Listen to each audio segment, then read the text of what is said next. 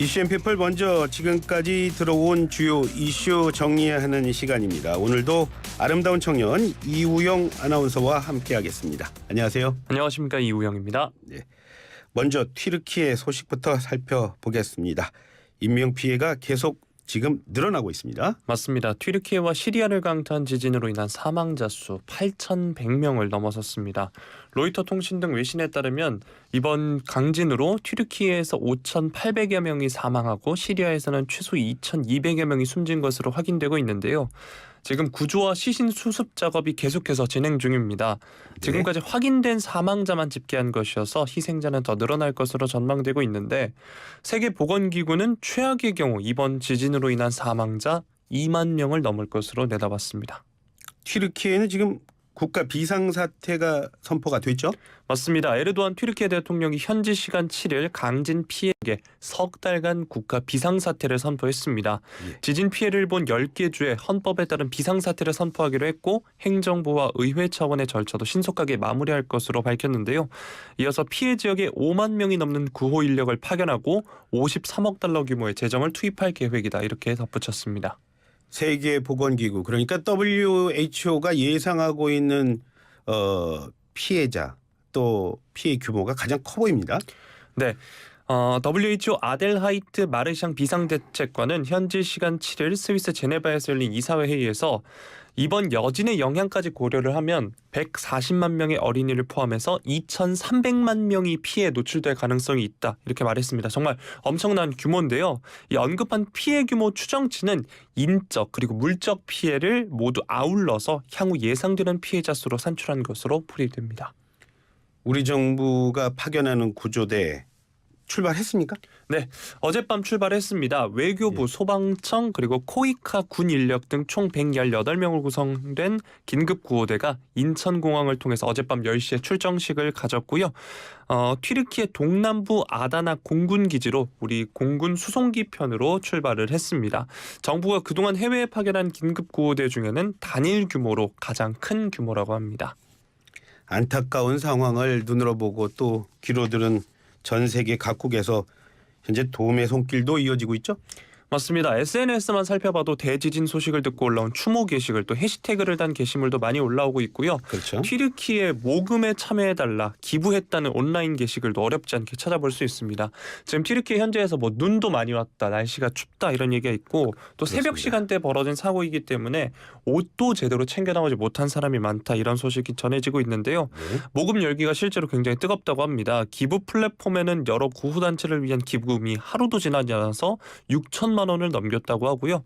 구호단체들도 앞다퉈 모금액을 포함해서 수십억 원 이상의 긴급 지원을 투입하겠다는 계획을 발표했습니다. 위기에서 살아남은 또 이재민들 그분들 역시도 지금 뭐 생존의 고통을 겪고 있다 이런 얘기들이 정말 많게 들어오고 있습니다. 네. 안타까운 얘기들입니다. 다음 소식 알아보겠습니다. 이상민 행정안전부 장관에 대한 탄핵소추안 국회 본회의에 이제 표결에 붙여지나 봅니다. 맞습니다. 오늘 더불어민주당 등 야당이 이상민 행안부 장관에 대한 탄핵소추안 국회 본회의 상정과 표결을 추진을 합니다.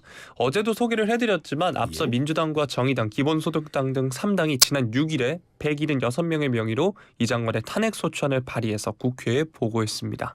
여야 매일 날선 신경전 벌이고 있습니다. 먼저 민주당 입장 알아보죠. 네, 이수진 민주당 원내대변인이 브리핑에서 파면하라는 게 국민의 명령이다. 본회의에서 당당히 표결에 임해 가결시키겠다 이렇게 밝혔고요. 박홍근 원내대표는 이 장관을 문책하는 것은 국회의원으로서 당연히 나서야 할 최소한의 도리이자 국민이 지켜야 하는 국회로서 기본적인 책무다 이렇게 밝혔습니다. 국민의힘은 지금 뭐라 그럽니까? 네, 국민의힘은 탄핵안이 헌법재판소에서 기각되면 민주당은 내년 총선에서 역풍을 맞을 것이다 이렇게 주장을 했는데요. 어제 주호영 국민의힘 원내대표가 만약에 탄핵이 기각된다면 그 혼란과 결과는 온전히 민주당의 책임이다 이렇게 얘기를 했고 성일종 국민의힘 정책위의장은 이 장관의 탄핵안은 민주당의 힘을 과시하는 독재의 추악한 민낯이다 이렇게 강하게 비판했습니다. 이상민 장관에 대한 탄핵소추안 가결이 되는 겁니까? 부결이 되는 겁니까? 어떤 예상을 지금 나오고 있죠? 네, 지금 김 의장은 오늘 본회의 대정부 질문이 끝난 뒤에 탄핵안을 표결하겠다 예고한 상황입니다. 지금 국무위원 탄핵소추안이 사실 재적의원 3분의 1 이상 발의 그리고 재적의원 과반수 찬성으로 의결이 되는데요. 현재 민주당이 원내 과반인 169석을 갖고 있어서 탄핵소추안이 가결될 가능성 높은 상황입니다. 헌법재판소의 심판이 나올 때까지는 그렇게 되면 이 장관의 직무는 정지가 되고요. 이번 탄핵안이 가결될 경우에는 헌정사상 첫 국무위원 탄핵안 통과 사례가 될 예정입니다. 탄핵소추안 표결, 대정부 질문은 끝나고 한다고 합니다. 다음 소식입니다. 이재명 민주당 대표가요. 이번 주 금요일입니다. 모레죠. 대장동 의혹 조사를 받기 위해서 검찰에 또 한 번 출석하기로 했어요. 네. 이 대표가 다가오는 금요일 검찰에 다시 출석하기로 했는데요. 주말에 출석하겠다는 게 기존 입장이었는데 바꿔서 평일에 나오기로 한 겁니다. 예. 1차 조사 열흘 만에 확답을 내놓은 이 대표 측은 검찰의 강력한 주중 출석 요구가 있었다면서 불편한 기색을 드러내기도 했는데요. 이 대표 측은 입장문을 통해서 검찰이 국정에 집중해야 하는 당대표의 사정을 외면하고 있다면서 유감을 드러내기도 했습니다. 날짜도 그렇지만 또 출석 시간 가지고서도 신경전이 있었습니다. 맞습니다. 이게 주중이기 때문에 이 대표 측은 최고위원 회의를 마친 뒤에 오전 11시쯤에 검찰에 출석하겠다는 입장인데요. 검찰은 이보다 빠른 오전 9시 반을 요구하고 있습니다. 이 대표가 지난 1차 조사 때도 검찰이 통보했던 시각보다 1시간 늦게 나왔던 만큼 사실상 오전 11시 조사가 유력해 보이긴 하는데 검찰은 예정대로 2차 조사 준비에 신경 쓰고 있습니다. 이 대표의 두 번째 출석에서 어떤 조사할까요? 네, 이번 2차 조사에서는 대장동 수사의 본류인 배임과 민간업자 특혜 의혹뿐 아니라 검은 돈에 대한 이 대표의 입장도 확인할 방침이라는 게 검찰의 입장입니다. 예. 이미 이 대표의 측근인 김용전 민주연구원 부원장이 대장동 일당에게 불법 정치자금과 뇌물을 받아 챙긴 혐의로 재판을 받고 있고요. 또 다른 측근인 정진상 전 정무조정실장도 뇌물을 건네받은 혐의로 재판에 넘겨졌습니다. 검찰은 이 뒷돈이 이 대표의 선거자금 등으로 쓰였을 가능성을 열어두고 이들이 대장동 개발 이익 일부인 428억 원을 공동으로 약정받기로 했다는 의혹도 추궁할 것으로 보입니다. 이 대표 이번에도 또 혼자 가겠다는 그런 말 했습니까? 네, 맞습니다. 지난 검찰 조사 때 사실 지지자들을 비롯해서 당내 최고위원들, 의원들이 대거 함께 한 바 있는데요. 이 대표는 이번에 자신의 SNS를 통해서 마음은 감사하지만 자신의 출석에 동행한 것은 갈등의 소재가 되질 않길 바라는 진의를 헤아려달라 이렇게 말을 했습니다. 예. 그러면서 지난번 소환조사 때 차가운 밤거리에 서 있던 지지자들에게 미안했다면서 아직 칼바람이 매서운 만큼 마음만 모아달라면서 동행을 만류했습니다. 차가운 밤거리에 있는 지지자에게 미안했다. 끝으로 국민의힘 전당대회 얘기 한번 해보겠습니다. 국민의힘 당권주자 김기현 후보 그리고 나경원 전 의원 전격 회동을 두고 정말 여러 말이 나오고 있어요. 네, 국민의힘 김기현 의원이 전당대회 불출마를 선언한 나경원 전 의원과 어제 오찬 회동 뒤 나란히 카메라 앞에 섰습니다. 예. 나 전 의원이 당권에 도전하지 않겠다고 밝힌 이후 세 번째 만남인데 양측은 많은 인식을 공유하고 공조하겠다 이렇게 밝혔습니다.